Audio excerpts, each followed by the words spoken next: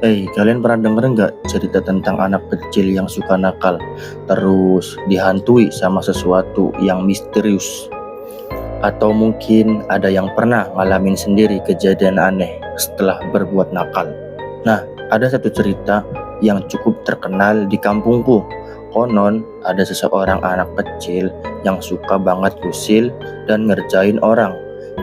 Sampai suatu malam dia ngalamin kejadian yang bikin bulu kuduk merinding. Tapi sebelum cerita lebih jauh, jangan lupa like, share, dan subscribe kalau kalian suka cerita-cerita kayak gini. Dan kasih tahu di kolom komentar, pernah nggak sih kalian ngalamin hal seram gara-gara berbuat nakal? Oke, siap. Mari kita mulai ceritanya. Di sebuah desa kecil, ada anak yang bernama Rian. Umurnya 10 tahun, tapi tingkahnya bikin semua orang geleng-geleng kepala. Dia suka banget gangguin orang, mulai dari ngagetin tetangga, nyembunyiin sendal pas orang lagi sholat di masjid, sampai pura-pura kesurupan buat nakut-nakutin teman-temannya. Suatu hari, Rian dapat ide buat ngerjain Nenek Siti, seseorang wanita tua yang tinggal sendirian di ujung desa.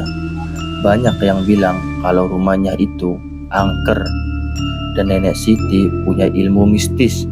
Tapi Rian gak percaya. Kata Rian, paling juga cuma cerita buat nakut-nakutin anak kecil. Malam itu Rian dan teman-temannya ngumpet di balik semak-semak dekat rumah Nenek Siti. Mereka bawa batu kecil buat ngelempar ke atap rumah si nenek, biar suaranya bikin kaget. Lempar sekarang, bisik Rian ke teman-temannya. Batu-batu itu mengenai atap rumah si nenek, tapi anehnya gak ada suara dari dalam rumah. Sepi banget. Padahal biasanya ada suara radio tua yang sering diputar Nenek Siti. Tiba-tiba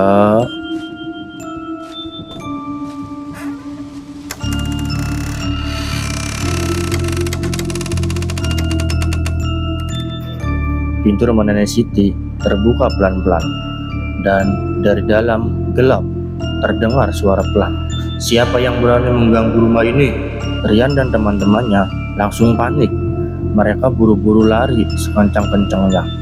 Tapi Rian terjatuh. Saat dia berusaha bangun, dia melihat sepasang kaki tua berdiri di hadapannya. Sebelum dia sempat berteriak, semuanya gelap. Keesokan harinya, Rian ditemukan pingsan di depan rumah Nenek Siti. Saat dia sadar, dia nggak bisa bicara selama 1 minggu penuh. Setelah kejadian itu, Rian berubah total.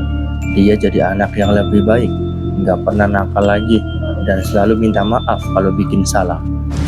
Jadi, pelajaran yang bisa kita ambil dari cerita ini, jangan suka jahilin orang tua, apalagi yang lebih tua. Bisa jadi mereka sabar, tapi kalau kamu keterlaluan, siapa tahu ada sesuatu yang bakal ngerjain kamu pelajaran dengan cara nggak bakal kamu lupain. Nah, gimana menurut kalian? Pernah ngalamin kejadian serem gara-gara berbuat nakal? Atau punya cerita serem lain? Tulis di kolom komentar ya. Jangan lupa buat like dan share dan subscribe supaya aku bisa terus bikin cerita-cerita seru kayak gini. Sampai jumpa di cerita selanjutnya.